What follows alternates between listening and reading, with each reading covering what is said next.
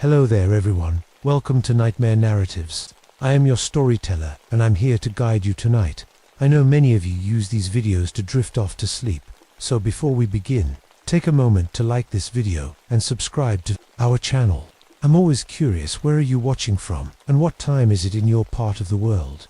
Now, find your cozy spot and relax.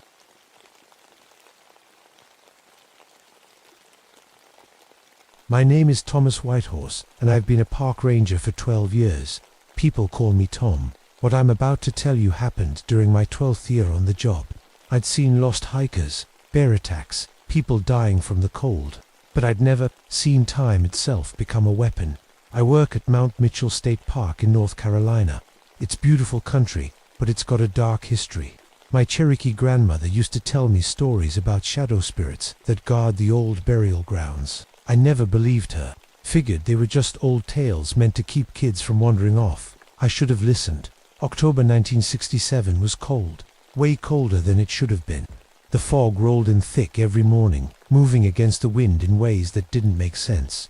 I'd been doing search and rescue for most of my 12 years on the job, 47 successful missions.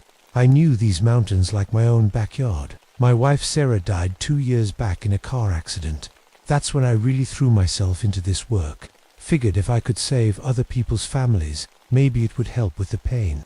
The Cherokee elders always said this job was in my blood. My great-grandfather was a medicine man who knew these mountains when they were still wild. I had a new partner that fall, Carlos Martinez, fresh out of training, good kid, eager to prove himself. Maybe too eager. He'd been with me for 6 months, and he was starting to get confident. Sometimes that's dangerous in these mountains.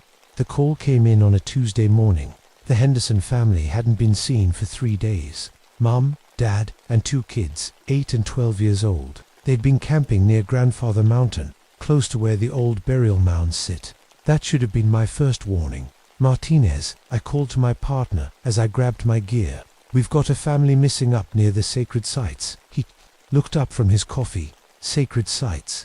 Cherokee burial grounds. Been there since around 1200 AD. Most folks don't even know they exist. I checked my radio, made sure the batteries were fresh. Local tribes still consider them holy ground. We loaded up the truck and headed out. The temperature was dropping fast, even though the sun was shining.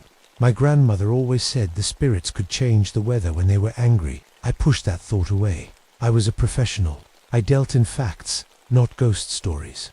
The drive took us up winding mountain roads that got narrower with each mile. Cell phone towers didn't reach up here. Radio signals got weak. If something went wrong, we'd be on our own for hours. Tom, Martinez, said as we climbed higher, "You ever have families just vanish like this? Sometimes, usually, they wander off the trails, get turned around. Mountains can fool you, make you think you're going one way when you're really going another." But as I said it, something cold settled in my stomach. 3 days was a long time, too long for a family with young kids to survive if they were really lost. The fog was getting thicker. Our headlights barely cut through it, even though it was only noon. I'd never seen weather like this in October. It felt more like January, and the fog moved wrong, swirling in circles, staying in patches that should have blown away. Radio check. I called into my handset. Static answered me. Not normal static either. It sounded almost like voices, too far away to understand. Martinez tried his radio too. Same thing. Dead zone. I told him, but my voice sounded less sure than I wanted it to. Happens sometimes in the mountains. We parked at the end of the road and hiked in on foot. The Henderson family had been camping about 2 miles from the burial mounds, close enough to feel the history in the air, but not close enough to accidentally disturb anything sacred. At least, that's what I hoped. We found their campsite just before 2 p.m. Everything was wrong from the moment we stepped into the clearing. The tents were still up, sleeping bags laid out neat and tidy. But here's what made my skin crawl. There was food still warm in a pot over the fire, coffee in a metal pot that was still hot to the touch. The embers were glowing red, like someone had just fed wood to the flames. "How long did you say they've been missing?" Martinez asked, staring at the warm coffee. 3 days. I touched the coffee pot with the back of my hand, hot enough to burn. This doesn't make sense. I started looking around the campsite more carefully, for sleeping bags, for backpacks, for sets of gear, but no people. No signs of struggle, no blood, nothing that would tell us where they'd gone. Then Martinez called out from the edge of the clearing, "Tom, you need to see this." He was crouched down, staring at the ground. When I got closer, I saw footprints in the soft dirt. 4 sets, just like there should be. 2 adults, 2 kids. They led away from the campsite toward the burial mounds. I followed the tracks, Martinez right behind me. They were clear as day, for about 50 yards, then they just stopped. Not gradually, like the ground got too hard to hold prints. They just ended, mid-step, like the family had vanished into thin air. Maybe they climbed a tree, Martinez suggested, looking up, but there weren't any trees close enough. The footprints ended in the middle of an open space, surrounded by dirt that should have shown every step. I pulled out my compass to get our bearings. The needle spun like a broken toy, never settling on any direction. I tapped it, thinking maybe it was stuck, still spinning. "Check yours," I told Martinez. His did the same thing. 2 compasses, both acting crazy in the exact same way. That's when the temperature dropped. Not gradually like normal weather. It went from maybe degrees to freezing cold in less than a minute. I could see my breath, white puffs in the air that shouldn't have been there. "What the hell?" Martinez said, pulling his jacket tighter.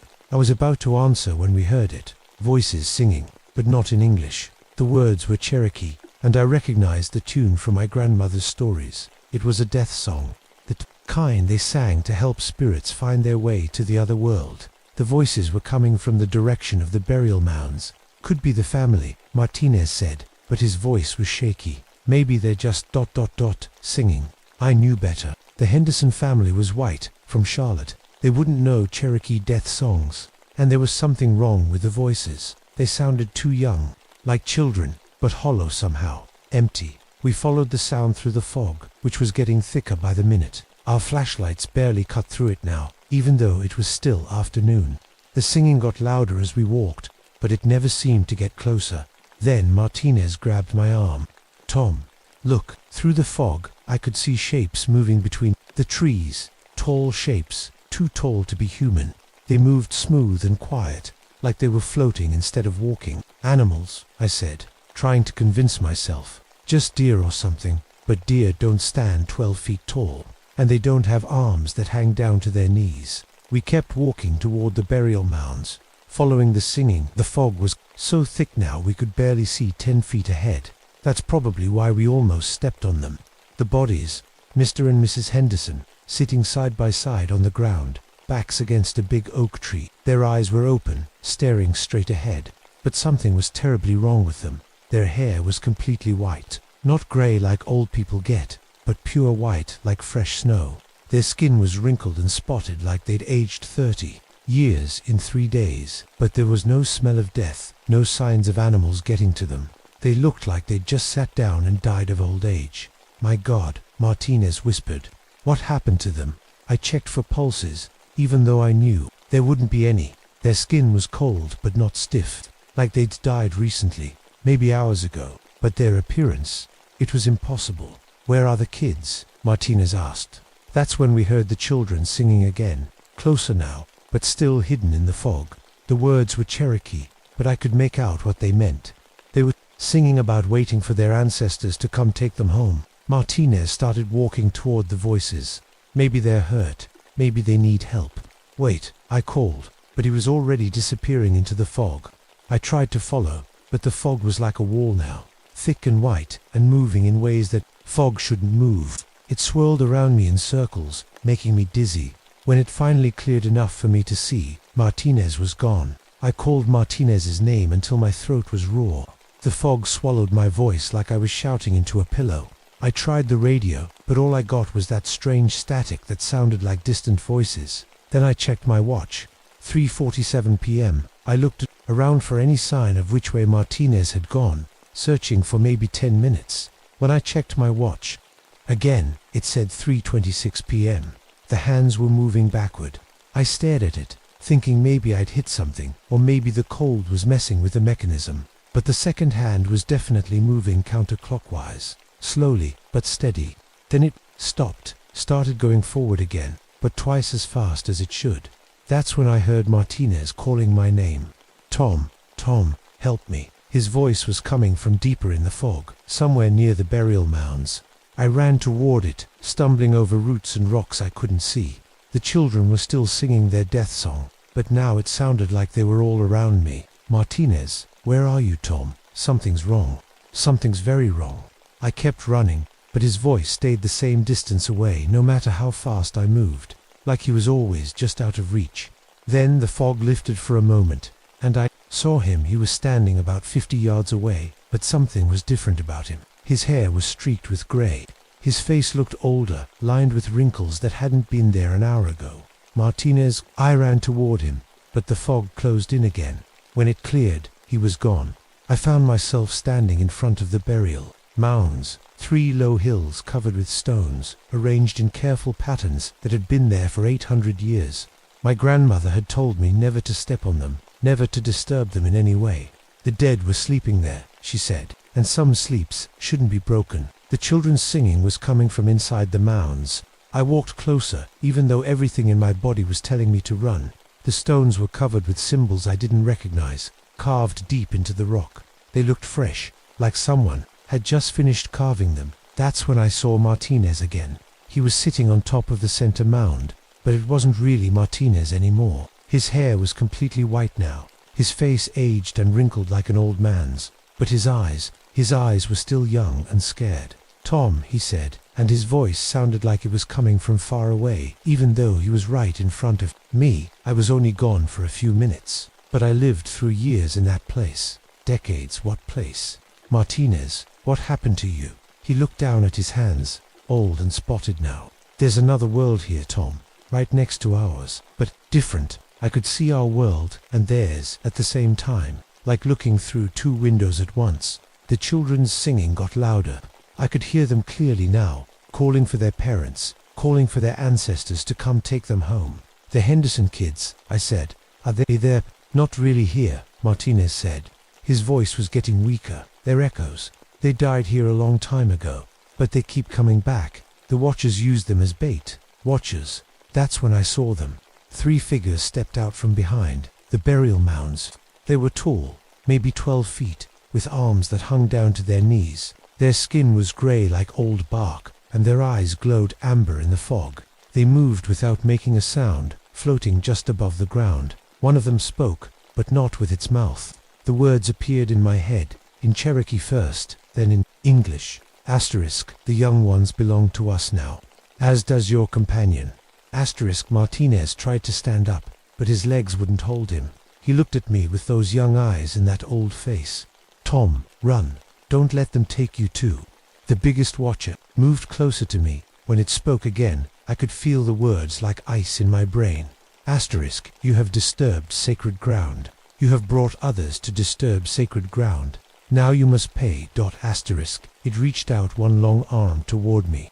I tried to step back, but my feet wouldn't move. The air around its hand shimmered like heat waves, and I felt something happening to my left arm. The skin started to wrinkle and spot, the muscles getting weak and painful. It was aging me, just like it had done to Martinez, just like it had done to the Henderson parents.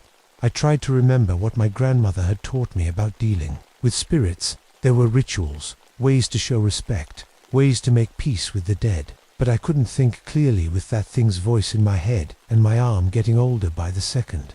Then I remembered something she used to say. The ancestors protect those who protect the ancestors. I pulled out my pocket knife and cut my palm, letting blood drip onto the stones of the burial mound. "I'm sorry," I said in Cherokee, using words I hadn't spoken since I was a child. "I'm sorry we disturbed your rest. I offer my blood in respect." The Watcher stopped, its glowing eyes fixed on me, and I felt its voice again. Asterisk. "One must stay. One must guard. Choose." Asterisk. I looked at Martinez, old and dying on top of the mound. Then I looked at my left arm, aged 20 years in just a few seconds. "Take me," I said. "Let him go."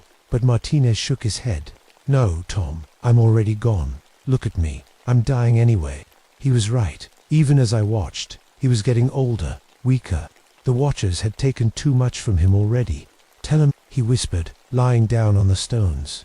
"Tell them to respect the dead." The fog closed in around us. When it cleared, Martinez was gone. Just gone, like he'd never been there at all. The watchers were gone too, but I could feel them watching me from somewhere I couldn't see. I was alone with the burial mounds and the singing of children who had died long ago. My left arm hung useless at my side, aged and weak. The skin was spotted and wrinkled like an old man's, but the rest of me was still 54. It hurt constantly, a deep ache like arthritis, but worse. I tried to walk back toward the campsite, but the fog was too thick. Every direction looked the same. I kept ending up back at the burial mounds no matter which way I went. That's when I realized the truth that Martinez had tried to tell me. This place existed in multiple times at once, past and present, mixed together like paint in water. I was seeing the world as it was now, but also as it had been centuries ago when the Cherokee lived here.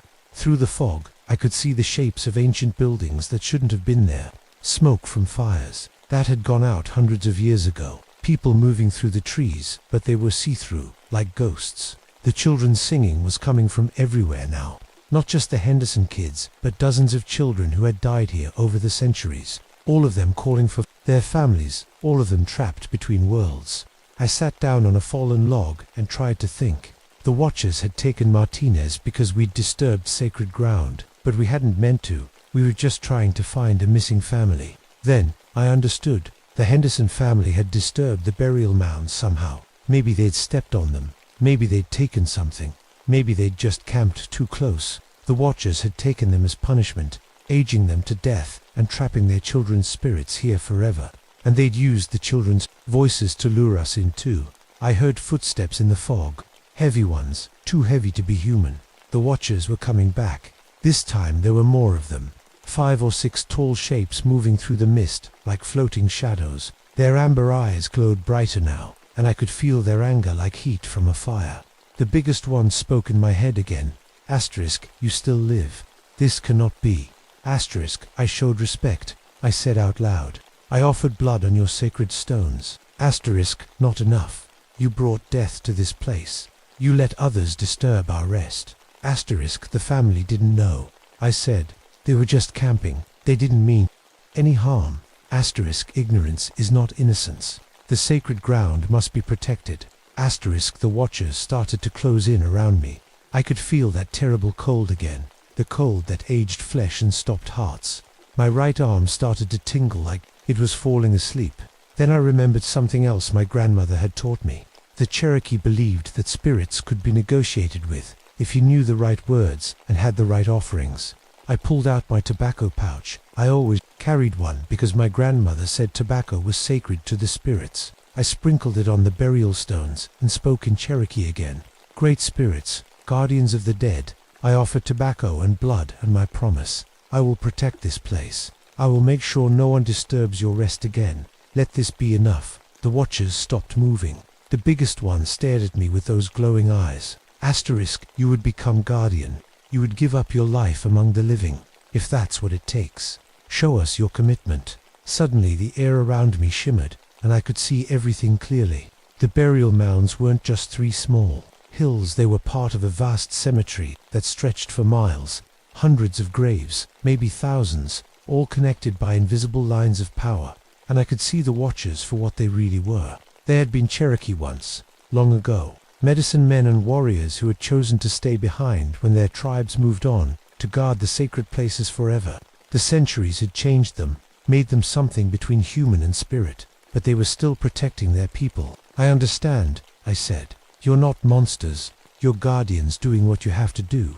Yes, as you must do now. What happened to Martinez? To his body? Asterisk, he is with the ancestors now. His body feeds the sacred ground. Asterisk, I felt sick, but I nodded. And the Henderson family. Asterisk, the parents rest with the dead. The children, their spirits are trapped because they died in fear and confusion. They cannot find peace. Asterisk, can you free them? Asterisk, not us. Only a living guardian can guide lost spirits home. Asterisk, I understood. That was my job now. Not just to protect the burial grounds, but to help the spirits of people who died here find their way to whatever came next. The fog started to lift. Through the trees, I could see searchlights in the distance. The backup rangers had finally arrived. Go to them, the biggest watcher said. Asterisk, tell them what they need to hear. But remember your promise. Asterisk, I'll remember. Asterisk and guardian ... There are other sacred places, other spirits who need protection. Your true work is just beginning. Asterisk. The backup rangers found me 2 hours later, sitting by the Henderson campsite. I told them Martinez had fallen into a ravine while searching for the missing family. I told them the Hendersons had died of exposure to the cold. Both lies, but some truths are too dangerous to tell. The medical examiner was baffled by the condition of Mr. and Mrs. Henderson's bodies. Looks like they aged 30 years overnight, he said. I've never seen anything like it. He was even more confused by my left arm. Premature aging condition, he wrote in his report. Cause unknown. The doctors in town ran every test they could think of, but couldn't explain how one arm could age 20 years while the rest of me stayed normal. I knew the truth. It was my mark, my reminder of what I'd promised. I put in for a transfer the next week, told my supervisor I needed to work somewhere that didn't remind me of losing my partner. They moved me to a park in Tennessee, far from Cherokee territory. But before I left, something happened that I'll never forget. I was cleaning out my office when an old Cherokee man walked in. I'd never seen him before, but he looked at my aged left arm and nodded. You survived the trial, he said. Not many do. What trial? The spirits test everyone who comes too close to sacred ground. Most people fail. They die or go crazy or just disappear. But sometimes they find someone worthy to be a guardian. He handed me a small leather pouch filled with tobacco and other things I didn't recognize. You'll need these, he said. There are other places like Mount Mitchell, other spirits who need protection. Your work isn't finished. He left before I could ask any questions. That was 40 years ago.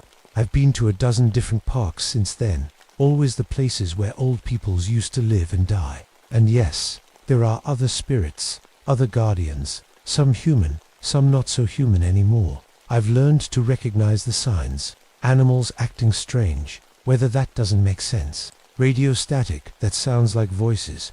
And always, the feeling that you're being watched by something that isn't quite alive and isn't quite dead. Most of the time, I can keep people away from the dangerous places. I post warning signs, close trails, make up stories about bear sightings or unstable ground. But sometimes people don't listen. Sometimes they go where they shouldn't go and disturb things that should stay undisturbed. When that happens, I do what I can to help the spirits find peace. It's not always possible. Some ghosts are too angry, too lost, too hungry for the warmth of the living. But I try. My left arm never got better. If anything, it's gotten worse over the years. Sometimes I think the aging is spreading, moving up my shoulder toward my heart. Maybe someday I'll become like the Watchers, something between human and spirit, guarding the places where the dead refuse to rest. Maybe that wouldn't be so bad. If you're planning to go hiking in places where Native Americans used to live, listen to me. Respect the burial grounds. Don't take anything that doesn't belong to you. Don't camp too close to ancient sites. And if you hear children singing in a language you don't understand, turn around and walk away. Some guardians never rest, and some places exist in multiple times at once. I learned that the hard way on Mount Mitchell, and I've been learning it ever since. The dead protect what's sacred, but sometimes the living have to protect the dead. That's my job now. Has been for 40 years, and I'm still watching.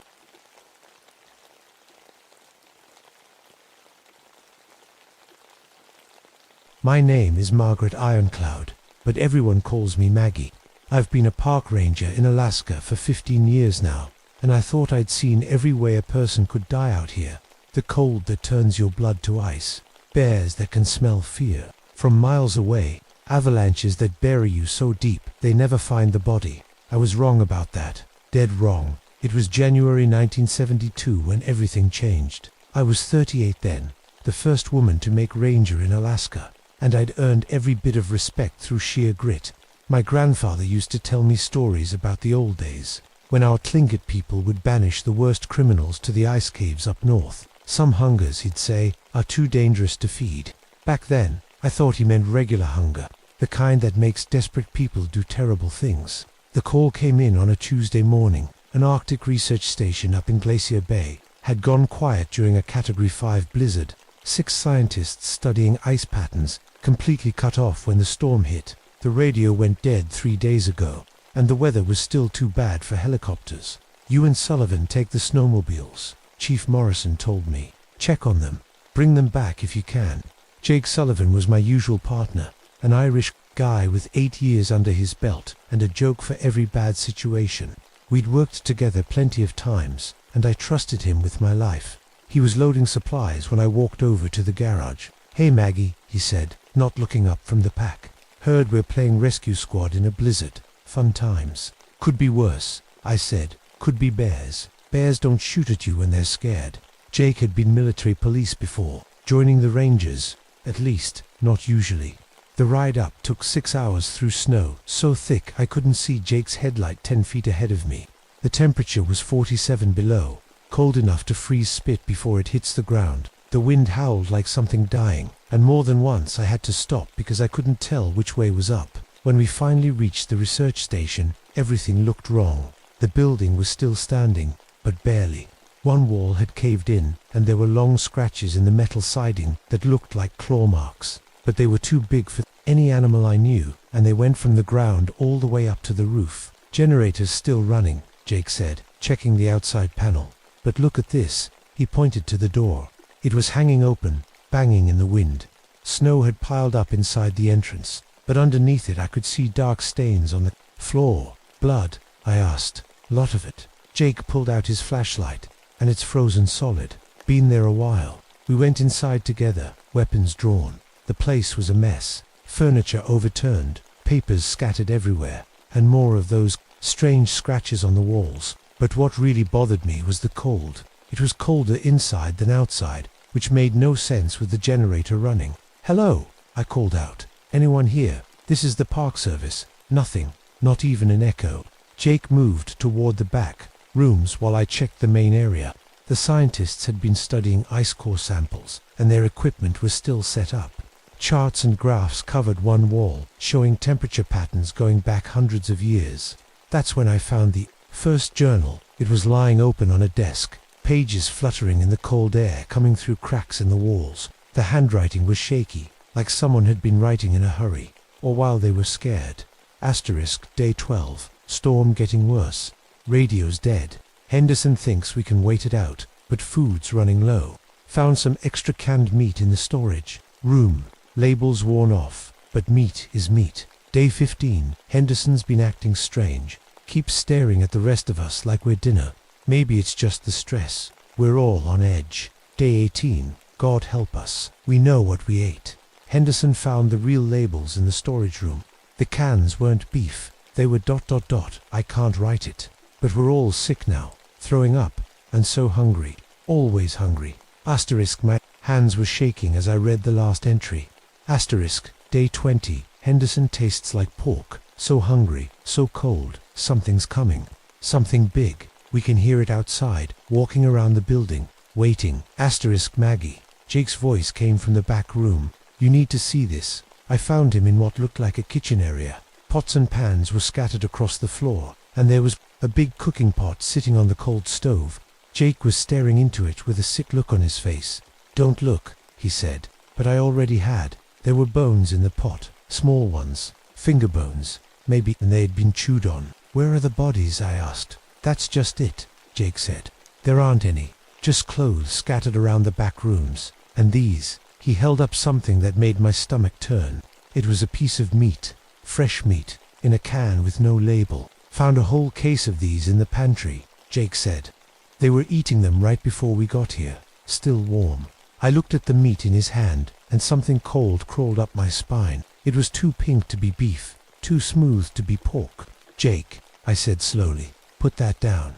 But he was already opening it with his pocket knife. "I'm starving," he said. "Rode 6 hours through a blizzard. A little mystery meat won't kill me." "Don't," I said. But it was too late. He'd already taken a bite. Jake chewed slowly, like he was thinking about the taste. Then his eyes went wide. "Oh God," he whispered. "Oh Jesus Christ." He dropped the can and ran to the corner, throwing up until there was nothing left. But when he looked back at me, there was something different in his eyes, something hungry. "It's not beef," he said, wiping his mouth. "It's not beef. Maggie, I know." I was backing toward the door. "We need to leave now." "But I'm still hungry." He stood up slowly, and I noticed how he was looking at me, like he was seeing me for the first time, really hungry. That's when we heard it. A sound from outside, not the wind, something else, something big, moving around the building, footsteps crunching in the snow. But the steps were wrong, too long. Between them, like whatever was making them had really long legs. Jake's head snapped toward the sound, and when he looked back at me, his pupils were huge, almost black. "Did you hear that?" he whispered. "Yeah." I had my hand on my gun. "Something's out there." The footsteps stopped right outside the wall where we were standing. Then came a sound I'll never forget, like fingernails on a chalkboard, but deeper, louder. Something was scratching at the metal siding. Jake walked over to the wall and put his ear against it. "Don't," I said, but he wasn't listening. The scratching stopped. Everything went quiet except for the wind. Then something hit the wall so hard it shook the whole building. Jake jumped back and we both heard it. A voice, low and rough, like someone talking through a mouthful of gravel. "Hungry," it said. "So hungry. Who's out there?" I called out. "This is the Park Service. Identify yourself." The voice laughed. It was the worst sound I'd ever heard. Like wind, blowing through a graveyard. "Park Service," it repeated, and the voice was different now. Clearer. "Nice uniform. Maggie, you smell good." How did it know my name? Jake was pressed against the wall, breathing hard. "It's one of the scientists," he said. "Has to be. Survived somehow." But I was looking at those claw marks on the walls. No human hand made those. The thing outside started walking around the building again, and I could track its movement by the footsteps. It was big, really big, and it was taking its time, like it was studying the place, looking for the best way in. "We need to get out of here," I said. "Where?" Jake asked. "It's out there, and there's nowhere to run in this storm." He was right. The blizzard was still going strong, and our snowmobiles were parked right outside. We'd have to go past whatever was out there to reach them. The footsteps stopped again, this time at the front door. The handle turned slowly, and the door creaked open. Snow blew in, and with it came a smell like old meat and wet fur. "Hello," the voice called softly. "Anyone home?" I pulled my gun and aimed it at the doorway. Jake did the same, but his hands were shaking. A shadow moved across the entrance, tall, way too tall. It had to duck to fit through the door, and when it straightened up inside, its head almost touched the ceiling. "There you are," it said. I couldn't see it clearly in the dim light, but I could make out the shape, like a person, but wrong. Arms too long, legs too thin, and something growing out of its head that looked like branches. "Stay back," I shouted. "Don't come any closer." It laughed again. "Or what? You'll shoot me." The thing took a step forward, and I could see its eyes. They were black, completely black, just like Jake's were getting. "Already tried that," it said in a different voice. Henderson's voice didn't work so well. That's when I noticed Jake wasn't pointing his gun at the thing anymore. He was pointing it at me. "Jake, sorry Maggie," he said, and his voice sounded strange, thick. "But you smell so good, and I'm so hungry." The thing in the doorway smiled, showing teeth like broken glass. "That's it," it said. "Let the hunger in, let it fill you up." Jake's finger was on the trigger, and his eyes were completely black now, but he was fighting it. I could see him shaking, trying to resist whatever was happening to him. "Fight it, Jake," I said. "Whatever this thing is doing to you, fight it." "Can't," he whispered. "Too hungry. Need to eat. Need to feed." The creature took another step forward, and now I could see it. Clearly, it wasn't human, had never been human. Its skin was grey and stretched tight over bones that were too long. Its fingers ended in claws, and antlers grew from its skull like a crown of bone. "Don't fight it," it told Jake. "Embrace the hunger. Become what you were meant to be." Jake turned the gun back, toward the creature. "Get away from her," he said through gritted teeth. "Brave boy," the thing said. "But you've already tasted the meat, already let the hunger in. You belong to me now." It reached out one long arm toward Jake, and when its claws touched his shoulder, he screamed. Jake's scream cut off suddenly, and he went rigid. The thing had its claws on his shoulder, and I could see black veins spreading from where it touched him, like poison moving through his body. "Let him go." I pulled the trigger. The bullet hit the creature center mass, but it didn't even flinch. It just looked at me with those black eyes and smiled. "Bullets don't work on hunger," it said. "Nothing stops hunger." Jake suddenly straightened up, and when he looked at me, he wasn't Jake anymore. His eyes were solid black, and his mouth was hanging open, showing teeth that looked sharper than they should be. "Maggie," he said in a voice that wasn't his. You look so tender, so fresh. I backed toward the rear of the building. Jake, listen to me, you're sick. This thing is making you sick, but you can fight it. Not sick, he said, following me step by step.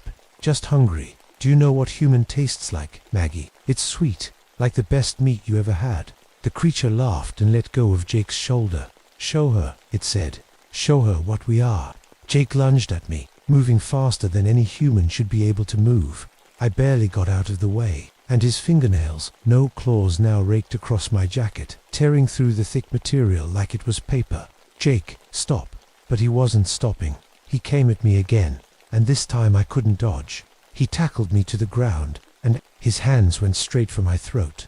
Just one bite, he whispered, his face inches from mine. Just let me have one bite. His breath smelled like raw meat and death. I could see that his teeth really were sharper now, pointed like an animal's. He was changing, becoming something else. I got my knee up between us and kicked him as hard as I could. He flew backward and hit the wall, but he landed on his feet like a cat. Strong, the creature said approvingly. Good. The meat tastes better when it fights. I pulled my gun again and aimed it at Jake. I don't want to hurt you. You can't hurt me, he said. Not anymore. He was right. When I shot him, the bullet caught him in the chest, but he just looked down at the hole in his shirt and laughed. Doesn't hurt, he said. Nothing hurts when you're this hungry. That's when I realized we weren't alone. There were other voices outside now, calling my name, but they were using the same tone Jake was using. That hungry, hunting tone. The others, the creature said. My children. They want to meet you. Shadows moved past the windows. More than one. They were surrounding the building. 6 researchers, I said. You turned them all. Turned them. The creature tilted its head. I freed them. Freed them from the weakness of civilization, from the lie that humans are anything more than meat. Jake was moving toward me again, but slower this time, like he was enjoying the hunt. You know what the worst part is, he said in his own voice. Just for a second, I can still think, still remember who I was, but I can't stop wanting to eat you. Then his voice changed back to that hungry whisper. And you're going to taste so good. I ran for the back door, but it was blocked. 2 figures stood in the doorway, wearing the torn remains of research team uniforms. A man and a woman, both with those same black eyes and sharp teeth. Going somewhere? The woman asked. I was trapped. Jake behind me, 2 more of those things, at the back door, and the original creature blocking the front. The windows were too small to climb through, and even if I could, there were more of them outside. What do you want? I asked. To feed, the creature said. It's been so long since fresh meat came to us. Usually we have to hunt, track prey through the snow for days. But you came right to us, like a delivery, Jake said, and he laughed. The woman at the back door stepped forward. We've been so hungry, eating each other, but it's not the same. Not as good as fresh meat. I noticed something then. The scratches on the walls weren't claw marks from the outside. They were from the inside. These things had been trapped in here, clawing at the walls, trying to get out. You've been here since the storm started, I said. Longer, the creature said. Much longer. We've been waiting in the ice caves up north, waiting for someone to wake us up. The research team found you. They found our home, disturbed our sleep. The creature's eyes gleamed. So we followed them back, made them understand what real hunger feels like. Jake was close enough to touch me now. Stop talking, he said. I can't wait anymore. He grabbed for me, but I was ready this time. I dodged left and ran for the front door, straight at the creature. It was so surprised that I made it past, out into the blizzard. The cold hit me like a wall, but I kept running. Behind me, I could hear them coming, all of them. Run, little rabbit, the creature called. Run and make the meat tender.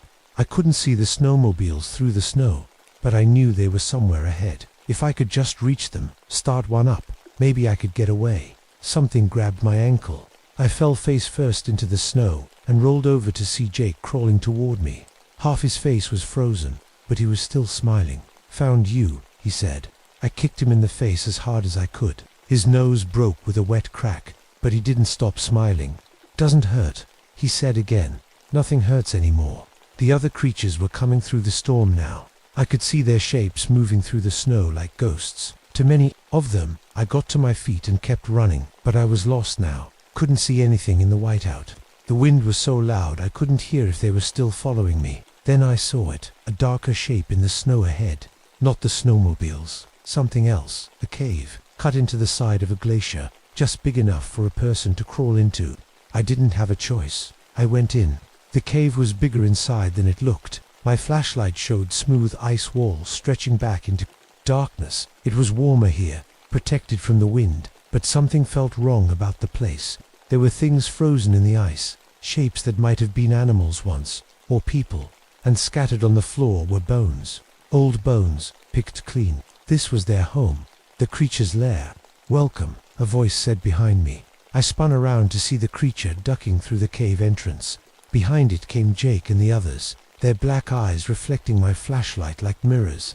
"Welcome to our home," the creature said. "This is where it all began, where your people left us to die, so long ago." "My people," Clifton said, and I heard my grandfather's voice in the word. "Your ancestors knew what we were, what we became after we tasted the forbidden meat. They banished us here to starve. But you didn't starve." "Oh, we starved." The creature smiled. "We starved for so long we became hunger itself. Pure need, pure want. And when people are desperate enough, hungry enough, they'll eat anything." It gestured to the bones on the floor. "Trappers, hunters, lost travelers. They come to our caves seeking shelter, and we give them food, special food. Then we wait." "The cannibalism," I said. "It changes people. It opens them up, makes them receptive, allows us to share our gift." The creature took a step closer. "Your partner knows now, knows what it feels like to truly hunger." Jake moved up beside the creature. His skin was gray now, stretched tight like the others, but his eyes were still human underneath the black. "I can still hear myself," he said in his real voice. "Still hear Jake Sullivan in here, but I can't control what I do. Can't stop wanting to tear you apart and eat you piece by piece. Because that's what you are now," the creature said. "What you were always meant to be. Predators, hunters. The hunger drives you, and the hunger never lies." The other creatures were spreading out around me. 6 of them now, all former humans who'd made the mistake of eating the wrong meat in the wrong place. "We can't leave these caves," the creature continued. "Can't go back to the world. The cold keeps us strong, keeps us focused, but it also keeps us trapped. So you need fresh meat to come to you. Research stations, hunting lodges, always someone desperate enough, hungry enough." It laughed. "And they always bring friends." I was backing deeper into the cave, but I could feel the ice wall behind me. Nowhere left to run. "Don't be afraid," Jake said, and for a moment he sounded like himself again. "It doesn't hurt. The hunger takes the pain away, takes everything away except the need to feed. I won't become like you." "You don't have a choice," the creature said. "You're going to die here either way. But if you eat what we give you, you'll come back. You'll join us. Isn't that better than just being meat?" One of the other creatures stepped forward, a young man who might have been a grad student. "I didn't want this," he said, "but now I can't imagine wanting anything else. The hunger is so pure, so honest." They were all moving closer now. I pulled out my gun, but I only had a few bullets left, and they'd already shown that bullets didn't stop them. "What if I don't eat it?" I asked. "What if I just let you kill me?" "Then you just die," the creature said. "No coming back, no joining the family, just dead meat." Jake was close enough to touch me now. "Please, Maggie," he said in his own voice. "Don't make me eat you while you're still alive. Just take one bite, and we can be together forever." I looked at his face, at what was left of my partner in those black eyes, and I made my choice. I put the gun to my own head. "No," I said, "I won't become like you." The creature hissed. "You would rather die than join us." "I'd rather die than become a monster." "Then you're a fool." It nodded to the others. "Take her." They rushed me all at once. I pulled the trigger, but Jake knocked my arm aside at the last second. The bullet went wild, hitting the ice wall behind me. They pinned me down, their claws digging into my arms and legs. The creature knelt beside me, holding something in its hand, a piece of meat. "Open your mouth," it said. "Let the hunger in." I kept my lips pressed shut, but Jake grabbed my jaw and forced it open. "Sorry," he whispered. "I'm so sorry." The creature pushed the meat toward my mouth, and I could smell it, sweet and fresh and terrible. That's when I remembered the flare gun in my jacket pocket. I'd forgotten about it during the chase, but now I could feel it pressing against my ribs. Emergency signaling device. Every ranger carried one. With my free hand, I grabbed it and fired. The flare hit the creature in the chest and stuck there, burning white hot. It screamed and stumbled backward, clawing at the phosphorus that was eating through its skin. Fire, it shrieked. Fire burns. Fire hurts. I rolled away from the others and fired my second flare at the cave wall. The phosphorus splattered across the ice, melting it, sending up clouds of steam. The creatures were screaming now, backing away from the light and heat. They covered their eyes and pressed themselves against the far wall. It burns, Jake cried. Oh God, it burns. I ran for the cave entrance, firing my last flare behind me. It hit one of the research team members and set his clothes on fire. He ran screaming deeper into the cave. Outside, the storm was starting to break. I could see stars through the clouds, and in the distance, the lights of the research station. I ran toward those lights, not looking back even when I heard them screaming my name. Even when I heard Jake begging me to come back, to save him. I reached the station and found my emergency pack.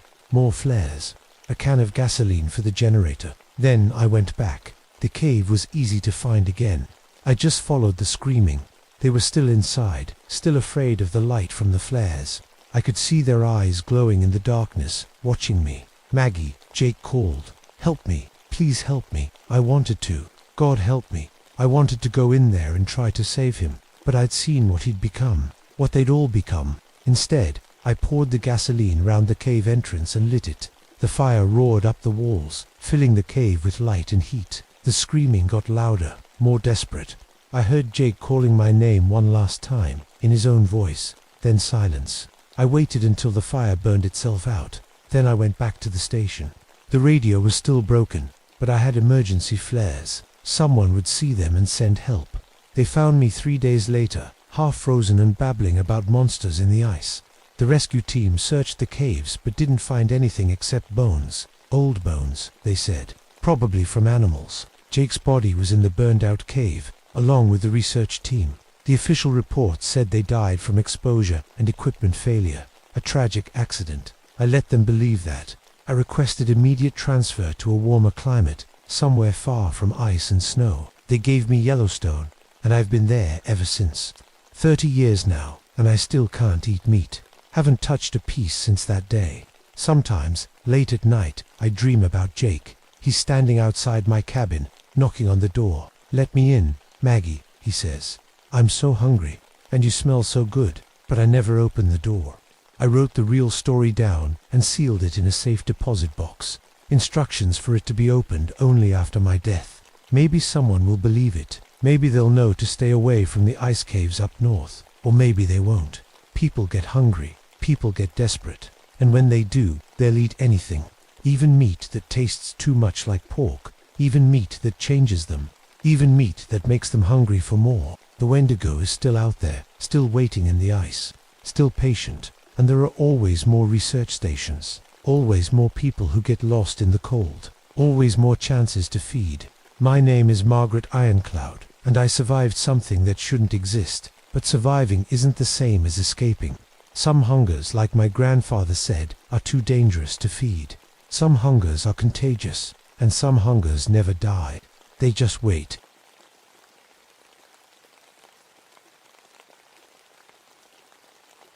My name is Vincent Ravenwood, but everyone just calls me Vince. I've been a ranger here in the Boundary Waters for 18 years now, and I thought I'd seen everything these woods could throw at me. Bears, wolves, lost campers, bad weather. Nothing surprised me anymore. At least, that's what I told myself until August of 1981. I'm 42 years old, and I came to these woods for the same reason a lot of Vietnam vets did, looking for peace. The silence here helped quiet the noise in my head. My cabin sits 15 miles from the nearest road, just me in a million acres of wilderness. It's exactly how I like it. The Boundary Waters canoe area is special. French fur trappers worked these lakes and rivers back in the 1800s, and they left behind stories. Stories about creatures they called loups-garous, wolfmen, that hunted in packs. I always figured those old French guys spent too much time alone with their whiskey. Danny Morrison was my new partner that summer. Fresh out of college at 26 months on the job, still excited about everything. The kid reminded me of myself before the war, back when I thought the world made sense. Vince, look at this, Danny said. crouching next to our morning coffee. He held up a radio message. 4 campsites hit this week. 11 dead, 3 missing. I took the paper and read it twice. Animal attacks weren't unusual, but this many in such a short time. That was different. Could be a rabid bear, Danny suggested, or maybe a pack of wolves got too comfortable around humans. I'd seen bear attacks. I'd seen wolf kills. This felt wrong somehow, but I couldn't put my finger on why. The August heat wasn't helping. It was the warmest summer on record, and animals were acting strange all over the area. Full moons in 3 days, I said, not sure why that felt important. Danny laughed. You don't believe in that old moon, madness stuff, do you? I didn't answer.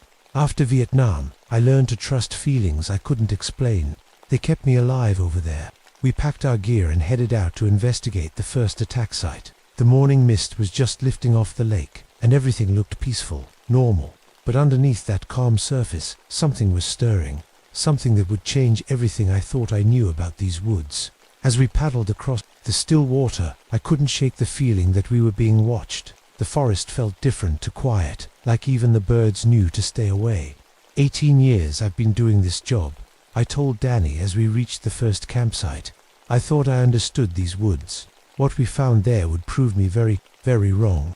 The first campsite looked like a tornado had hit it. Tents were shredded, camping gear scattered everywhere, and there was blood, a lot of blood.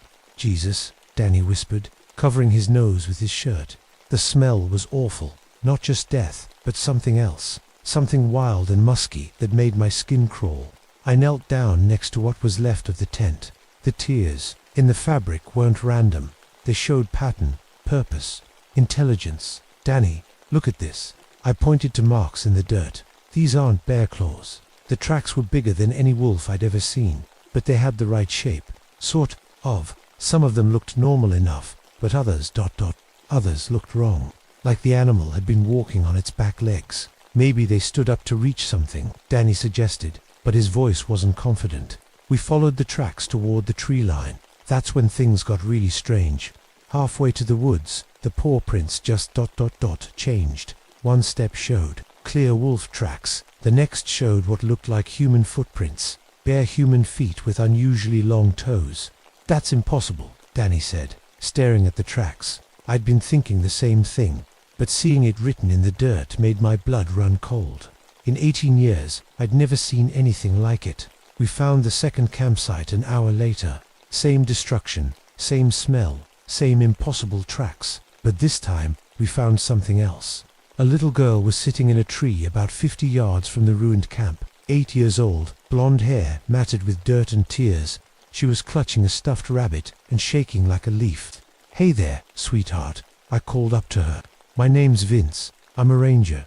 You're safe now." It took 20 minutes to coax Emma Hartley down from that tree. She wouldn't let go of either of us once her feet hit the ground. "Where's your family, Emma?" Danny asked gently. She pointed toward the destroyed campsite. "The wolves got them." "Wolves?" I knelt down to her level. "Can you tell me what happened?" Emma's eyes went wide. They weren't regular wolves. They stood up like people, and they had hands with big claws. Danny and I looked at each other. Kids have wild imaginations, especially after trauma. But the way she said it, the detail in her voice, it didn't sound like make-believe. "They came when it got dark," Emma continued. "Mummy told me to climb the tree and hide. She said, 'Don't come down, no matter what I heard.'" The girl started crying again. I wanted to comfort her, but I needed to know more. "Emma, these wolves that stood up, how many were there?" She held up both hands, then put down 3 fingers. 7. They worked together like they were talking, but they didn't make words, just growls and looks. 7. I thought about the tracks we'd been following. 7 distinct sets, just like Emma said. They folded up Daddy's clothes, she added quietly. After they ... After. They folded them real neat and put them in a pile. That detail hit me like a punch to the gut. Animals don't fold clothes. They don't organize their kills.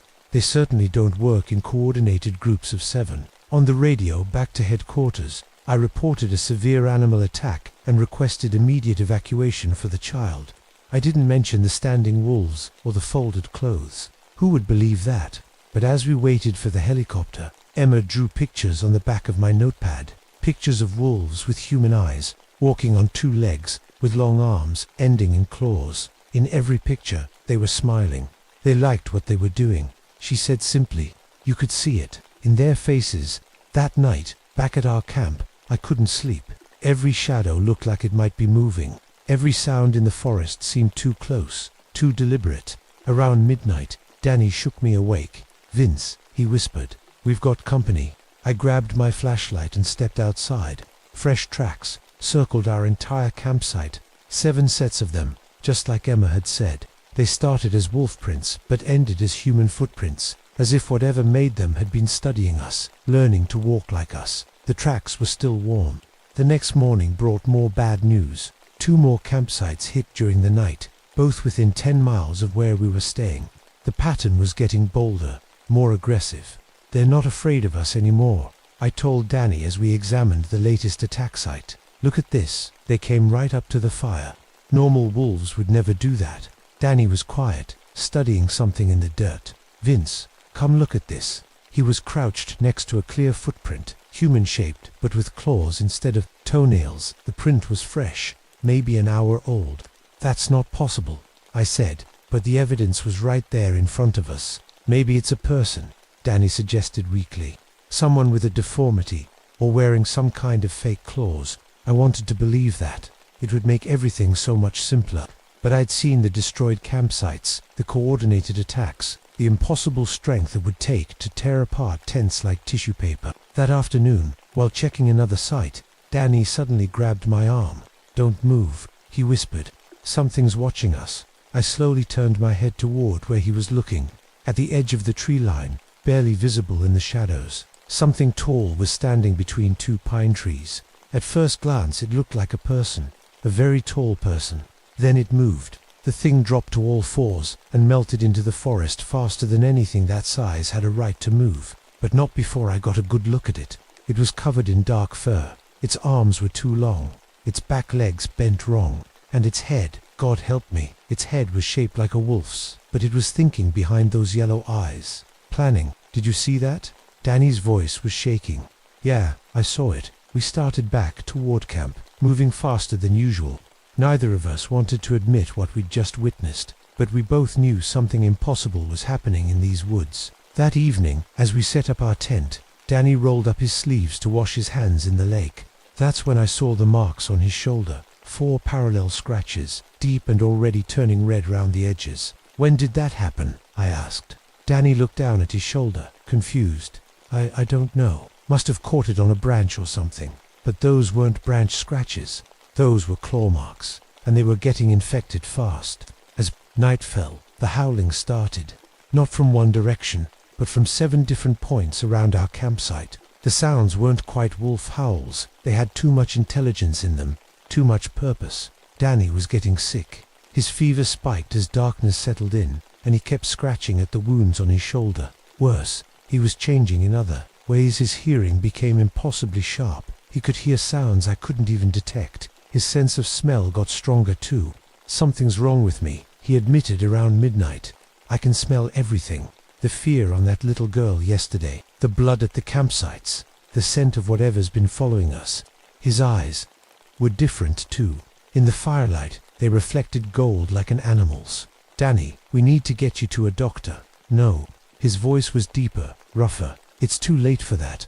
I can feel it changing me. Whatever bit me, whatever's in those scratches, it's in my blood now. The howling got closer. 7 voices calling to each other in the darkness, coordinating, planning, and Danny was starting to respond to them. His head would tilt when they called, like he was listening to something. I couldn't understand. They're coming, he said, standing up from our fire. They're coming for me. I looked around our small camp. Nowhere to run, nowhere to hide. The howls were so close now I could hear breathing between them. Heavy, deliberate breathing from creatures much larger than ordinary wolves. Then I saw them. 7 pairs of yellow eyes watching us from the tree line. 7 massive shapes that stood too tall, moved too smoothly. As I watched, one of them rose up on its hind legs to get a better view of our camp. It was at least 8 feet tall. Silver streaks ran through its dark fur, and when it looked at me, I knew I was staring at something ancient and intelligent, something that had been hunting in these woods for longer than anyone could remember. The pack leader, the Alpha. Danny walked toward them. Don't, I called after him. Danny, fight it. Whatever's happening to you, fight it. He stopped at the edge of our firelight and turned back to me. His face was changing, his jaw pushing forward, his teeth getting longer and sharper. I can hear them, Vince. They're telling me things. About the hunts, about the territory, about what I'm becoming. His voice was barely human now. They say it's better. They say the hunger goes away once you stop fighting it. I reached for it, my service weapon, but my hand was shaking. This was Danny, my partner, the college kid who reminded me there was still good in the world. You have to kill me, he said, and for just a moment, his voice sounded normal again. Human, terrified. Before I become like them, before I hurt someone. The transformation was accelerating. His clothes were tearing as his body expanded. Claws were pushing through his fingernails. His face was stretching into something that wasn't human anymore. Behind him, the pack stepped out of the trees.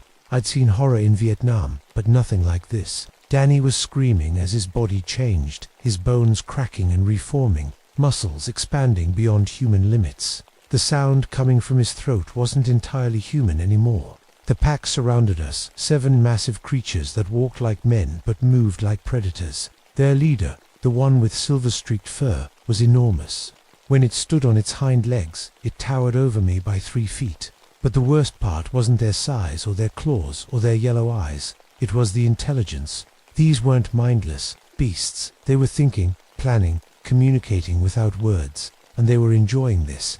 They're not just wolves, I said, backing toward our supply pack. They're people. Cursed people. The Alpha's lips pulled back in what might have been a smile, showing teeth like railroad spikes. It nodded once, slowly, as if confirming my guess. Danny's transformation was almost complete. Where my partner had been standing, a 7-foot-tall creature now crouched on powerful legs. Its face was stretched into a wolf's muzzle, but Danny's eyes were still there, pleading with me. Kill, ... me, ... He managed to say through his changing throat. I reached into my pack and grabbed the only thing that might help. My grandfather's silver compass. It had been in my family for 3 generations. Brought over from Scotland, where my great-grandfather had learned about creatures like this. The Alpha saw the silver and snarled. The pack tensed, ready to attack. Silver hurts you, doesn't it? I held the compass up where they could all see it. That's why the old stories always mentioned silver bullets. Danny lunged at me. I had to make a choice in that split second. Let my partner kill me, or kill the thing he'd become. The compass felt heavy in my hand as I drove it into his chest. Danny's scream turned into a howl that echoed across the lake. The silver burned through him like acid, and he collapsed to the ground, changing back to human form as he died. I'm sorry, I whispered to his body. I'm so sorry. The pack erupted in rage.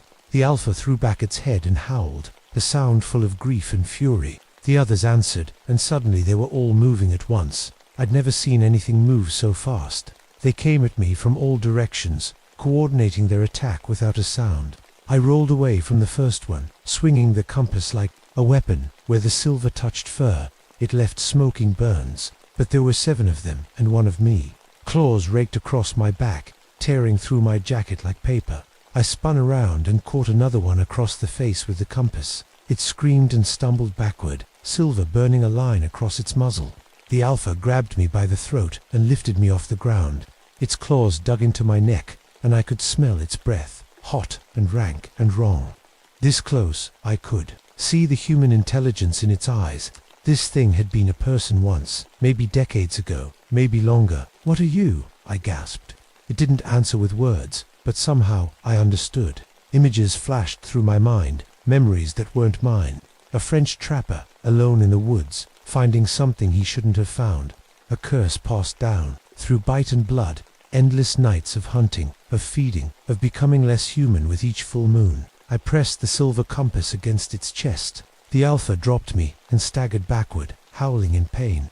The other pack members froze, uncertain without their leader's direction. That's right, I said, getting to my feet. You remember? Silver, don't you? You remember what it means. The Alpha looked at me with something that might have been respect, or maybe hunger. It was hard to tell with creatures like this. Then, as suddenly as they'd appeared, they melted back into the forest. The Alpha went last, keeping its yellow eyes on me until the darkness swallowed it completely. I was alone with Danny's body and the dying fire. The helicopter came at dawn. I told them Danny had been killed by wolves, which was technically true. They believed me, who wouldn't? The official report blamed the attacks on a rabid pack that had wandered down from Canada. Emma Hartley was placed with relatives in Minneapolis. She stopped talking for 6 months after what happened to her family. When she finally spoke again, it was only to warn people about bad dog people that lived in the deep woods. I requested a transfer to a desk job, but they kept me in the field, said I was too valuable to waste on paperwork. They didn't understand that some knowledge is too dangerous to carry. I started researching everything I could find about werewolves, shapeshifters, and Native American stories about wolf spirits. I bought silver bullets for my service weapon and had a silversmith make me a new compass to replace the one I'd used to kill Danny. The pack is still out there. Every month during the full moon, I hear howling from deep in the Boundary Waters. 7 voices calling to each other across the wilderness. Sometimes I think I hear Danny's voice among them, but that's impossible. I made sure he was dead. I've set up a warning system with other rangers, coded phrases we can use if we see signs of unusual animal activity. I see Danny's face as he changed, hear his final plea for me to kill him.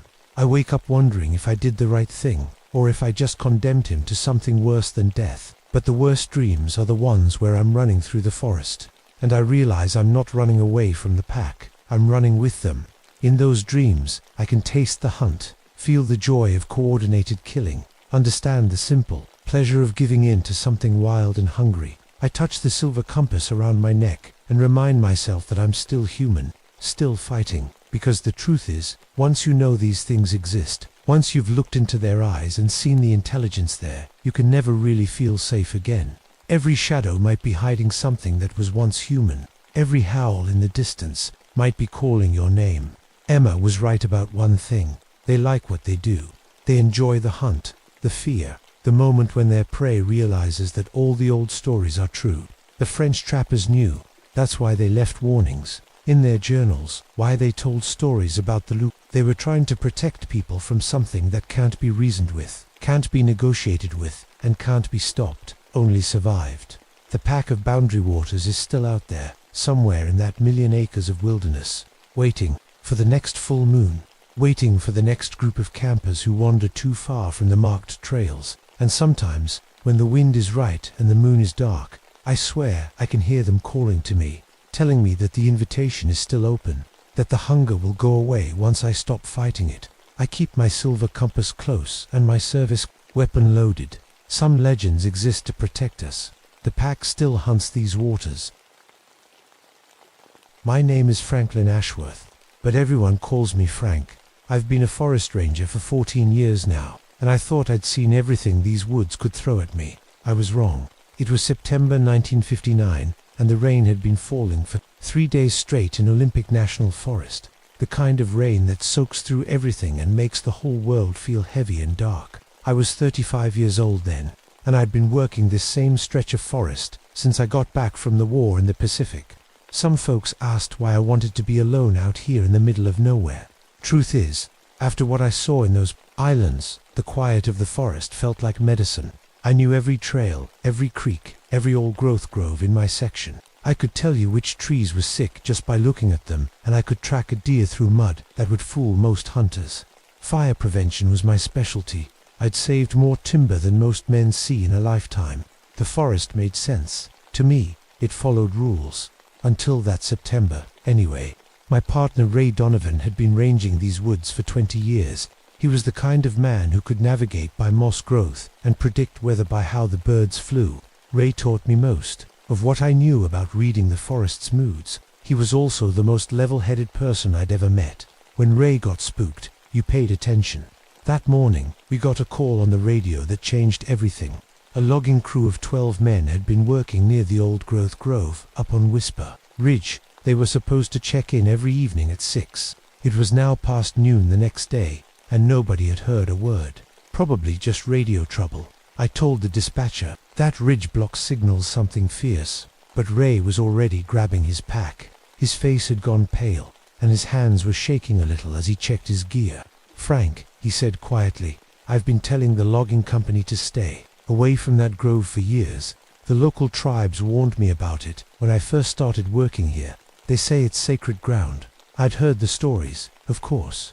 Every ranger in the Pacific Northwest heard Sasquatch tales from time to time. Loggers liked to scare each other with stories about giant ape men who could tear trees apart with their bare hands. I figured it was just campfire talk, something to pass the long nights in the deep woods. I'd served in the war. I'd seen what real monsters looked like, and they were all human. The drive to Whisper Ridge took us 2 hours on muddy logging roads. The rain kept coming down, turning everything into a grey, soggy mess.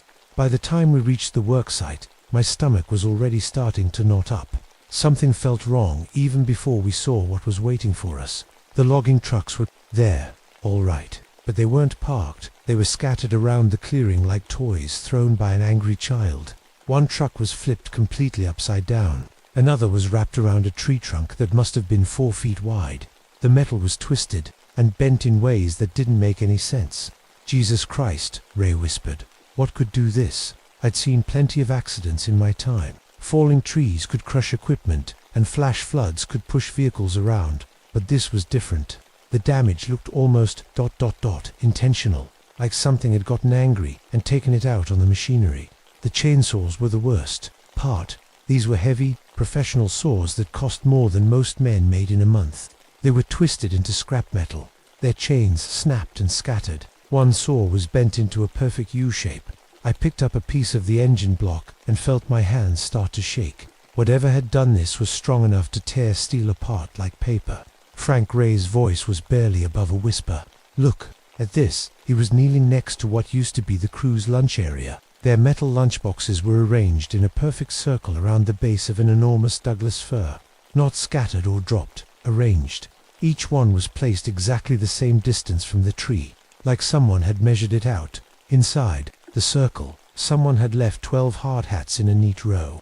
I knelt down and opened one of the lunchboxes. The sandwich inside was still fresh, with only one bite taken out of it. A thermos of coffee was still warm. These men had been eating lunch when something happened, something that made them leave everything behind and disappear without a trace. Where are the bodies? I asked. Ray stood up slowly, his eyes scanning the trees around us. I don't think we're going to find any bodies, Frank. That's when I noticed how quiet it was. No birds singing, no insects buzzing, no squirrels chattering in the trees. Even the rain seemed muffled, like the whole forest was holding its breath. In 28 years of hiking these woods, I'd never heard silence this complete. I pulled out my radio and tried to call the station. Nothing but static. Ray tried his radio too, with the same result. We were 50 miles from the nearest town, and now we had no way to call for help. We should head back, Ray said. His voice had an edge I'd never heard before. Get more men and come back tomorrow. But something made me walk toward the tree line. Call it curiosity, or maybe just stubbornness. I'd seen what war could do to men. I'd seen villages burned to the ground and ships torn apart by bombs. But what I found in that grove was about to show me something that made all of that look normal. As I got closer to the old-growth trees, the feeling of being watched got stronger and stronger. The hair on the back of my neck stood up, and my mouth went dry. These Douglas firs were old, maybe 500 years old. They formed a rough circle around a small clearing, like nature had planned it that way, or like something else had. Frank, Ray called out. Don't go in there alone. But I was already stepping between the massive trunks, and what I saw in that clearing made my blood turn to ice. The footprints were the first thing that made me question everything I thought I knew about the world. They were huge, at least, 18 inches long and almost as wide, but they weren't bear tracks or anything else I could identify. They looked human, with 5 clear toe marks and what appeared to be an arch, but no human foot was that big. The stride length between prints was 6 feet, which meant whatever made them had to be at least 10 feet tall. Ray, I called out, my voice cracking a little. You need to see this. The tracks circled the clearing 3 times, always staying exactly the same distance from the center. They were pressed deep into the muddy ground, which meant whatever made them was incredibly heavy. But here's what really got to me. The tracks were perfectly clear. No rain had collected in them, even though water was pooling everywhere else. It was like they'd been made after the rain stopped, which was impossible since it was still coming down. Ray came up behind me and let out a low whistle. Well, I'll be damned. In the center of the clearing, someone had built something that made my skin crawl. 12 small piles of rocks, each one about 3 feet high, arranged in a perfect circle. Between each pile, strips of flannel cloth were tied to low branches, pieces torn from workshirts. The cloth fluttered in the breeze like prayer flags, but there was something wrong with the pattern. It reminded me of the ritual markings I'd seen in some Pacific islands during the war, the ones the natives used to ward off evil spirits. This wasn't here yesterday, Ray said. His face had gone completely white. I walked through this clearing yesterday morning, and it was empty. I pulled out my notebook and started sketching the layout. It's funny how focusing on the details can help you stay calm when your brain is trying to panic. The rock piles were all exactly the same height, and the distance between them was precisely measured. Whoever, or whatever, had built this new geometry. That's when I noticed my watch had stopped. The hands were frozen at 3:33, even though it was clearly mid-afternoon. I tapped the crystal, thinking maybe moisture had gotten inside, but the second hand wouldn't budge. Ray, what time do you have? He looked at his wrist, and his face went even paler. 3:33. That's impossible. This watch never stops. The silence in the grove was getting to me. It felt like the whole forest was listening, waiting for something to happen. I'd experienced quiet before, the kind of deadly quiet that comes right before an enemy attack. But this was different. This felt like we were the ones being hunted. I was about to suggest we head back to the trucks when I heard it, a sound that made every muscle in my body tense up. It was breathing, slow, deep, and way too loud too. Be human. It seemed to come from everywhere at once, echoing off the massive tree trunks. Do you hear that? I whispered. Ray nodded, his hand moving slowly toward the .38 on his belt. Something's watching us. The breathing got closer, and with it came a smell I'll never forget. It was like wet fur and rotting leaves, but underneath that was something else. Something wild and ancient that made every instinct in my body scream run. Then I saw movement between the trees. Just a flash of brown fur disappearing behind a trunk that had to be 8 feet wide. Whatever it was moved without making a sound, despite its size. I'd tracked enough animals to know that nothing that big should be able to move that quietly. There, Ray pointed to our left. I saw it too. For just a second, I caught a glimpse of something that didn't belong in any forest I knew. It was tall, maybe 12 feet tall, covered in dark brown hair that seemed to shimmer in the dim light. But it was the eyes that froze me in place. They were intelligent, human-like, but older somehow, ancient. The thing looked right at me for maybe 2 seconds, and in that moment I felt something I'd never experienced before. It was like a voice speaking directly inside my head, not in words but in feelings and images. I saw flashes of this forest as it had been hundreds of years ago, before any white man had ever set foot here. I saw great gatherings of creatures, like this one, living in harmony with bears and wolves and eagles. And I saw anger deep, burning anger at what humans had done to the sacred places. Then it was gone, moving through the forest without disturbing a single branch. Did you hear that voice? Ray asked. His face was pale and sweaty. I nodded, not trusting myself to speak. The voice was still echoing in my head. You do not belong here. That's when we heard the screaming. It came from somewhere, deeper in the forest, high-pitched and terrified. Humans screaming. One of the missing loggers was still alive out there, and he was in trouble. Ray and I looked at each other, and I saw my own fear reflected in his eyes. Every instinct told us to run back to the trucks and get out of there as fast as possible. But we were rangers. We'd sworn an oath to protect people in these woods, even if it meant putting ourselves in danger. We have to go after him, I said. Ray nodded grimly and checked his pistol. Stay close. Whatever's out there, it's not natural. We followed the sound deeper into the grove, past trees so old they might have been growing when Columbus landed. In America, the screaming came again, closer now, but there was something wrong with it. It sounded ... controlled, like whoever was making that noise wasn't entirely human anymore. The path between the trees seemed to shift as we walked, leading us deeper into the forest than should have been possible. I'd mapped this area myself, and I knew the grove was only about 50 yards across. But we'd been walking for 10 minutes and hadn't reached the other side. Frank, Ray said, his voice shaking, look at your compass. The needle was spinning wildly, unable to find magnetic north. We were lost in a grove I could have walked through blindfolded, following the screams of a man who might not be entirely human anymore. And somewhere in the trees around us, something ancient and angry was watching our every move. The screaming stopped abruptly, leaving us standing in a silence so complete it felt like being underwater. Ray and I stood back to back, our guns drawn, trying to watch every direction at once. The massive trees around us seemed to lean inward, blocking out what little daylight filtered through the rain clouds. "This way," Ray whispered, pointing toward a gap between two enormous Douglas firs. I think I saw movement, but as we moved toward the gap, Ray suddenly stopped. His whole body went rigid, and when he turned to look at me, his eyes were different, glassy, like he was looking through me instead of at me. "Ray, you okay, partner?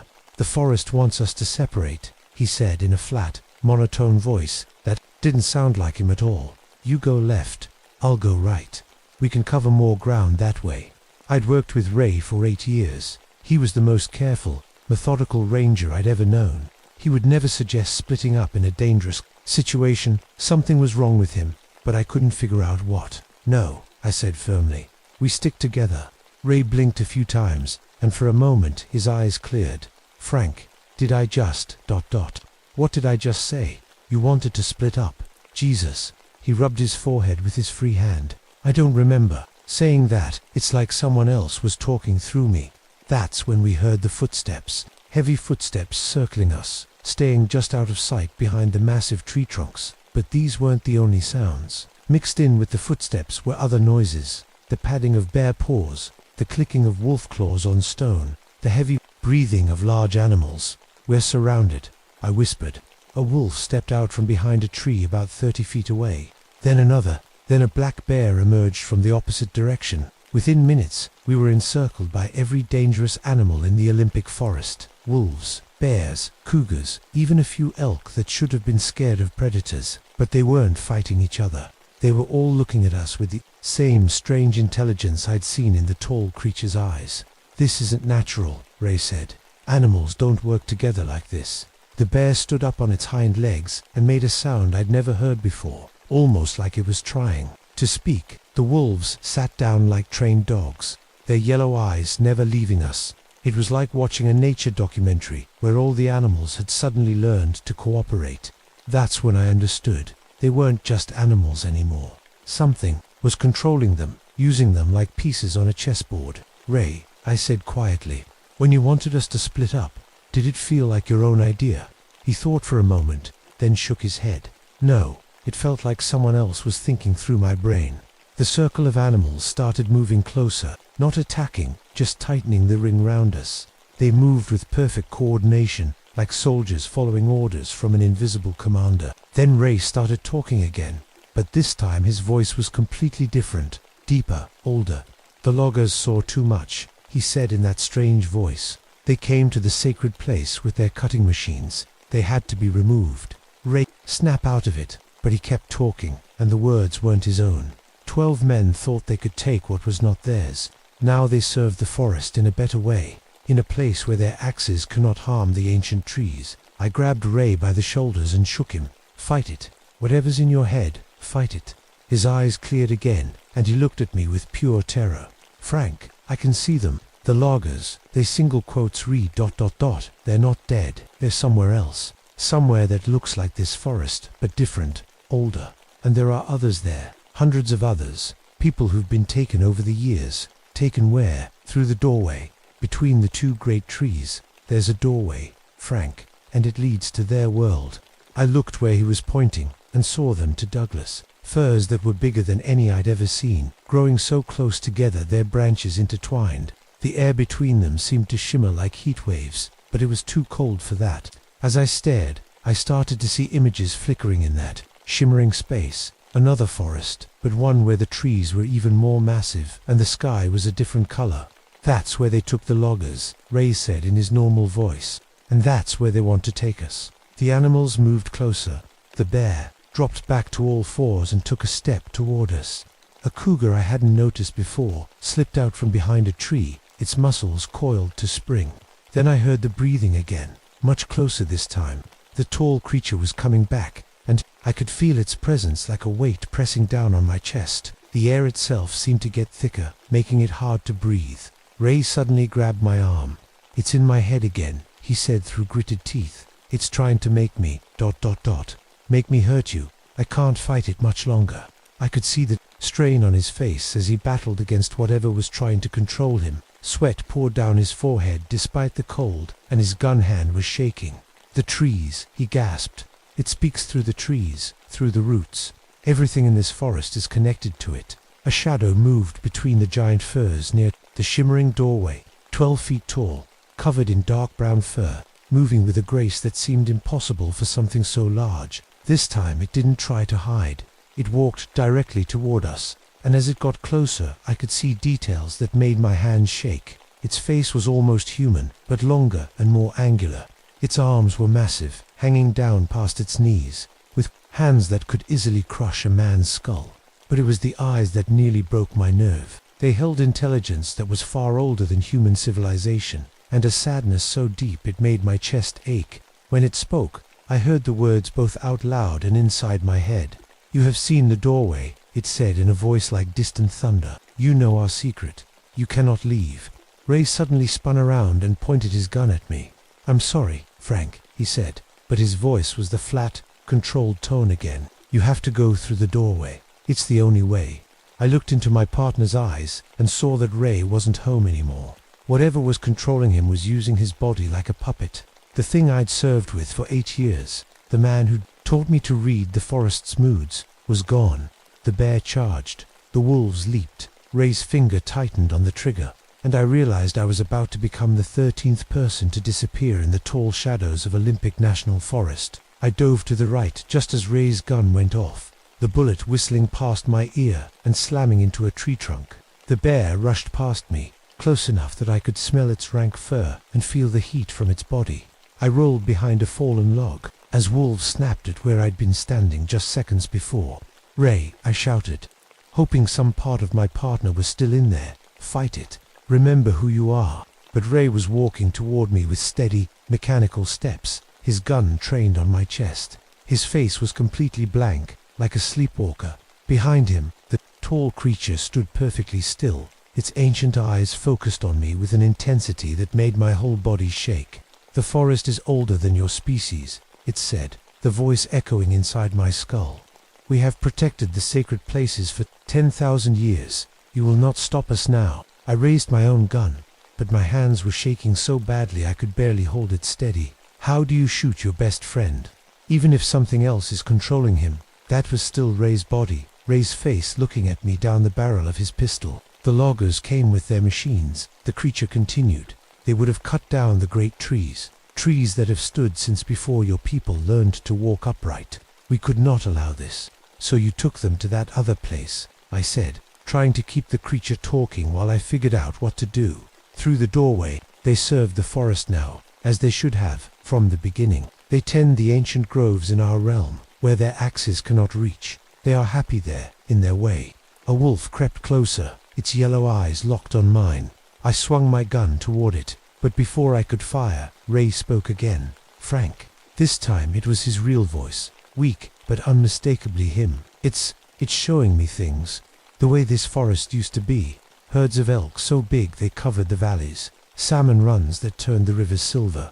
And these creatures, they're not monsters, Frank. They're guardians. They've been trying to protect what's left. The tall creature tilted its head, studying me. "Your companion understands. Why do you resist?" "Because you can't just take people," I shouted back. "Those men had families. They had lives. Lives spent destroying what took centuries to grow." The creature replied. "We gave them better purpose." Ray's gun wavered, and for a moment I thought I might be getting through to him. But then his face went blank again, and he started walking toward me once more. I made a decision that still haunts me to this day. As Ray raised his gun for a clear shot, I fired first. The bullet caught him in the shoulder, spinning him around and sending his gun flying into the undergrowth. He hit the ground hard, crying out in pain, but it was his own voice now, not that flat, controlled tone. "Frank," he looked up at me, confusion and pain in his eyes. "What happened? Why am I bleeding?" The creature let out a roar that shook the entire forest. Birds erupted from trees half a mile away, and the ground seemed to vibrate under my feet. The wolves and bears backed away, whimpering like scared dogs. "You dare wound one under our protection," it thundered. "He's not yours to protect," I yelled back, moving to stand over Ray's wounded form. "He's my partner, and I won't let you take him." That's when I noticed something strange. The animals were retreating, but they weren't going far. They formed a wider circle around us, watching but no longer threatening, and the creature itself had stopped advancing. "You would fight the forest itself to protect one person?" it asked. "Damn right I would." The creature studied me for a long moment, its ancient eyes unreadable. "Interesting. Your kind usually thinks only of themselves." "Ray's family," I said, keeping my gun trained on the creature, even though I doubted bullets would do much good. "He's not just some random person. He matters." The Lagers also had families. Then send them back. Let them go home. Impossible. They have seen too much. They know our secret. If they returned, they would bring others. Armies of men with machines that could destroy everything we have protected. I felt a chill that had nothing to do with the cold rain. Like they'll do if Ray and I disappear too. People will come looking. They'll bring dogs, helicopters, maybe even the military. You'll get more attention than you ever wanted. The creature paused, and I could almost see it thinking through the implications. "What do you propose?" "Let us go. All of us. The Lagers, Ray, me, everyone. We'll find another way to protect the grove. Legal ways. We'll make sure no one ever cuts down these trees. And if we refuse..." I glanced down at Ray, who was trying to stay conscious despite the blood loss. Then I looked back at the creature. "Then you'll have to kill us. And when our bodies are found, this place will be crawling with investigators. Your secret will be exposed to the whole world." The silence stretched out for what felt like hours. The wolves and bears watched from their circle, waiting for their master's decision. The air between the great trees continued to shimmer, showing glimpses of that other world where the missing Lagers were trapped. Finally, the creature spoke. "You would promise to protect this place, to keep our secret." "I swear it. And if others come with cutting machines, I'll stop them. Legally, officially, but I'll stop them." The creature closed its eyes, and I felt a strange sensation wash over me, like someone was reading my thoughts, examining my memories, testing the truth of my words. When it opened its eyes again, something had changed in its expression. "You fought in the Great War across the sea," it said. "You have seen what happens when protectors fail their duty." I nodded, surprised that it could read that far into my past.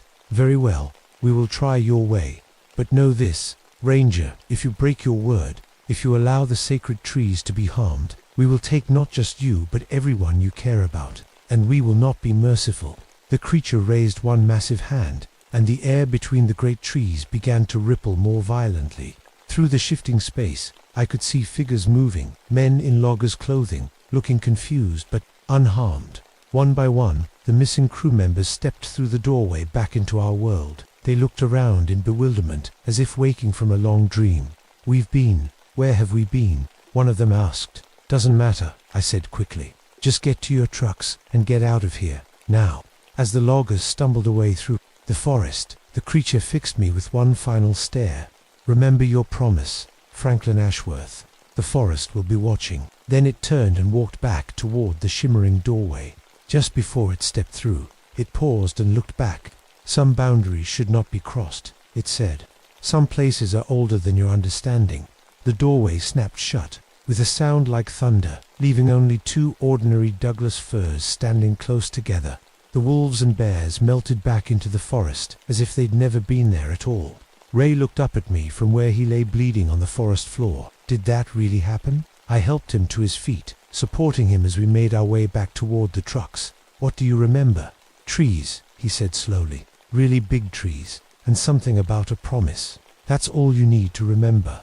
It took 3 hours to get Ray to the hospital in Port Angeles. I told the doctors he'd been accidentally shot during the search for the missing Lagers, a story that no one questioned too closely. Ray recovered fully, though he never talked about what happened in the grove. Some things are better left buried. The official report was simple.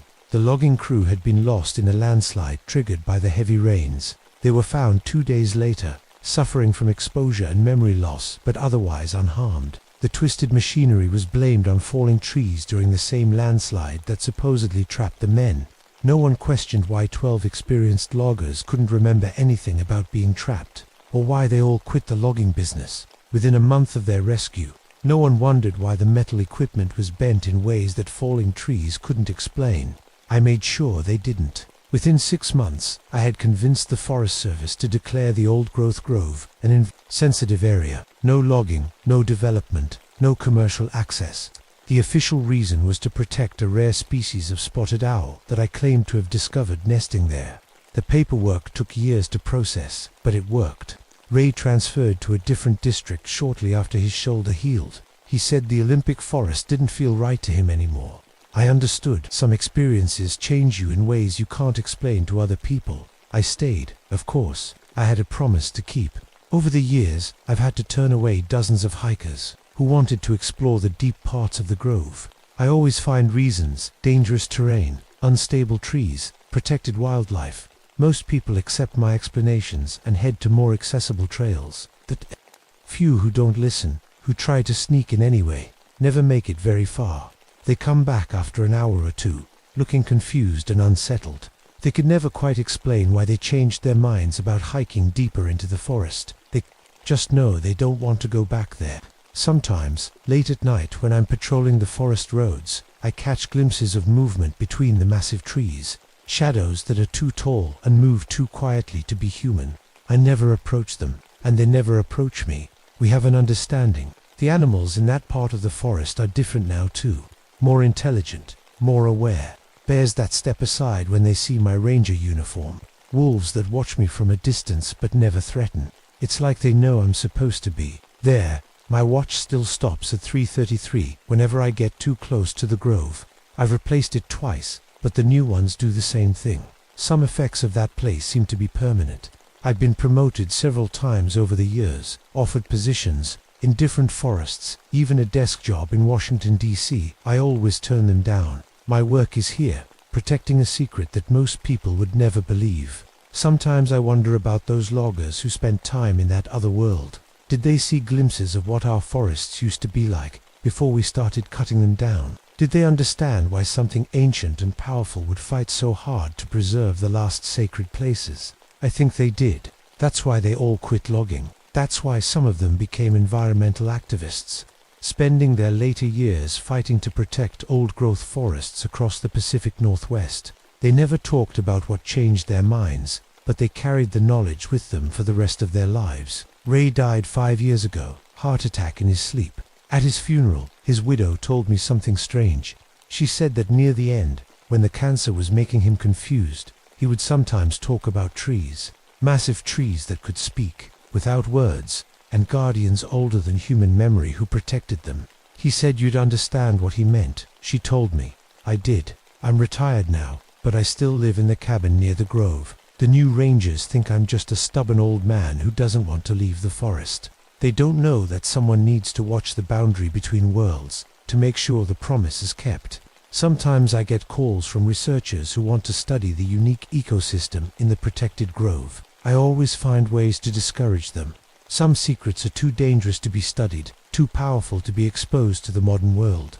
Last week, a young ranger named Sarah asked me why I was so protective of that particular section of forest. She said she'd been hearing strange stories from hikers, tales of shadows that moved wrong and sounds that didn't belong to any known animal. I told her the same thing Ray told me when I first started working these woods. Some places are older than our understanding, and some guardians have been protecting them far longer than humans have been keeping records. She laughed and said, I sounded like I was talking about Sasquatch. I just smiled and told her that maybe the old stories weren't as crazy as people thought. Tonight, as I write this, I can hear them moving through the forest outside my cabin. Footsteps too heavy to be human, too careful to be random. They're checking the boundaries, making sure the sacred places remain undisturbed. I keep my promise, and they keep theirs. The grove remains protected, the doorway stays closed, and the ancient trees continue to grow toward a sky they've been reaching for since before my ancestors learned to build fires. Some boundaries should not be crossed. Some forests hold secrets that mankind isn't ready to understand. But as long as there are people willing to stand guard at the edge of mystery, those secrets will remain safe in the tall shadows where they belong.